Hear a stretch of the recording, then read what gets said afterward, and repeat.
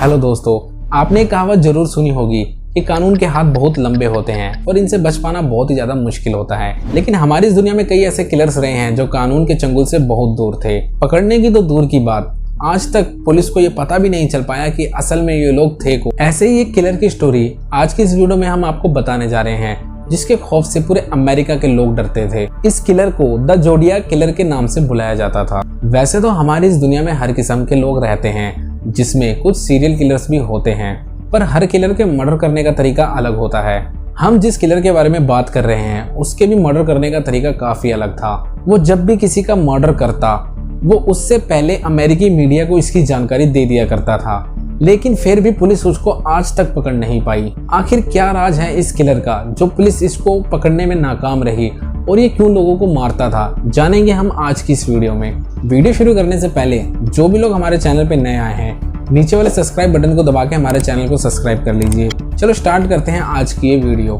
दरअसल ये मामला उत्तरी कैलिफोर्निया का है, जहां 1960 से 1970 के दशक के बीच एक सीरियल किलर ने लोगों के दिलों में दहशत बना रखी थी। इन हत्याओं के सिलसिले की शुरुआत हुई थी 20 दिसंबर 1968 में, जब हत्यारे ने कैलिफोर्निया के लेक हार्मन रोड पर रात के 11 बजे के करीब 17 वर्षीय डेविड फेराडे और 16 वर्षीय बेटी लो जॉनसन की गोली मारकर हत्या कर दी थी। पुलिस इस हत्या के जांच में जुटी हुई थी। इससे पहले कि पुलिस उस हत्यारे तक पहुंचती, 4 जुलाई 1969 को जिस जगह पे डेविड फेराडे और बेटी लो जॉनसन की हत्या हुई थी, उससे कुछ ही दूरी पर डैरलिन फेरन नामक एक लड़की और माइकल मौज नामक एक लड़के को उसी हत्यारे ने गोली मार दी। इस घटना में डैरलिन फेरन की मौत हो गई और माइकल गंभीर रूप से घायल होने के बावजूद बच गए थे।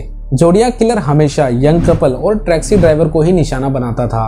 वो जब भी इनको अकेला कहीं पाता तो वो इनको मौत के घाट उतार देता। जोडियाक किलर ज्यादातर किल रात के वक्त ही किया करता था। पुलिस की इन्वेस्टिगेशन में पुलिस ने उसके द्वारा किए गए 5 लोगों के मौत की पुष्टि की थी, लेकिन उसने लेटर के थ्रू अमेरिकी मीडिया को यह बताया कि उसने 5 नहीं बल्कि 37 लोगों को मारा है।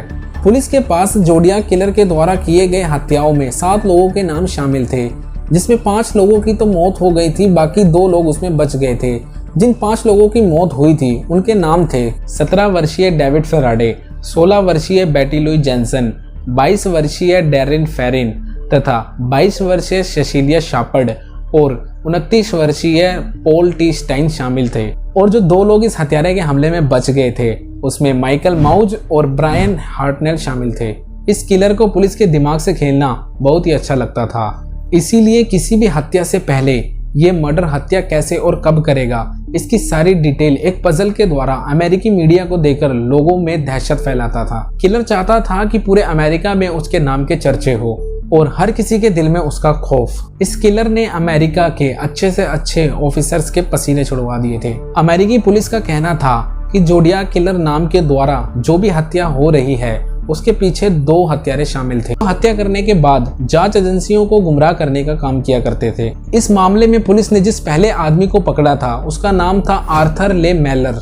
आर्थर के पकड़े जाने के बाद पूरे अमेरिका के लोगों को लगा कि अब उनके चिंता करने के दिन खत्म हो गए, लेकिन ये खुशी ज्यादा वक्त तक नहीं रही, क्योंकि पुलिस को उसके खिलाफ कोई भी ऐसा सबूत नहीं मिला जिससे ये साबित हो सके कि वो ही जोडियाक किलर है, जिसके कारण बाद में उसको छोड़ दिया गया। इसके अलावा पुलिस को जिस दूसरे आदमी पे शक था उस आदमी को किसी ने कभी देखा ही नहीं था। एक सीरियल किलर होने के अलावा भी जो इस व्यक्ति को अलग बनाती थी वो थे इसके मैसेजेस। ये जोडियाक किलर पुलिस से क्रिप्टो मैसेज के जरिए बात किया करता था। उस वक्त पुलिस को इन मैसेजेस को डिकोड करना ना के बराबर था, लेकिन 2020 में कई देशों के एक्सपर्ट की टीम ने इस रहस्यमयी संदेश की गुत्थी को हल कर लिया। 340 अक्षरों के इस संदेश को किलर ने 51 साल पहले अमेरिकी मीडिया और पुलिस को भेजा था। इस संदेश के भेजने के लगभग 50 साल बाद अमेरिकी cryptographer David Arthur, Australia software engineer Sam black और बेल्जियम के सॉफ्टवेयर इंजीनियर जॉन वॉन्ड ने इसे हल किया। इन मैसेजेस में लिखा था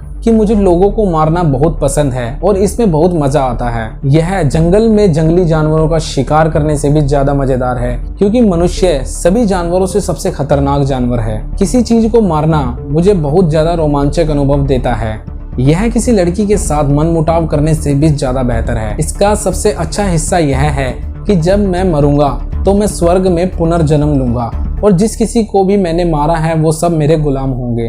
मैं तुम्हें अपना नाम नहीं बताऊंगा, क्योंकि अगर मैंने तुम्हें अपना नाम बताया तो तुम मेरे पुनर्जन्म के लिए दास इकट्ठे करने में मुझे रोकोगे। ये मैसेज बड़ा ही अजीब था। हर कोई इस मैसेज को सुनकर आश्चर्य हो गया, क्योंकि इस आदमी की बातों ने सबको हिला कर रख दिया था। उसी समय एक और मैसेज को डिकोड किया गया। उसमें लिखा था कि मुझे आशा है कि आपको मुझे पकड़ने में बहुत मजा आ रहा होगा। उस टीवी शो में मैं नहीं था जो मेरे बारे में एक बात सामने लाता है।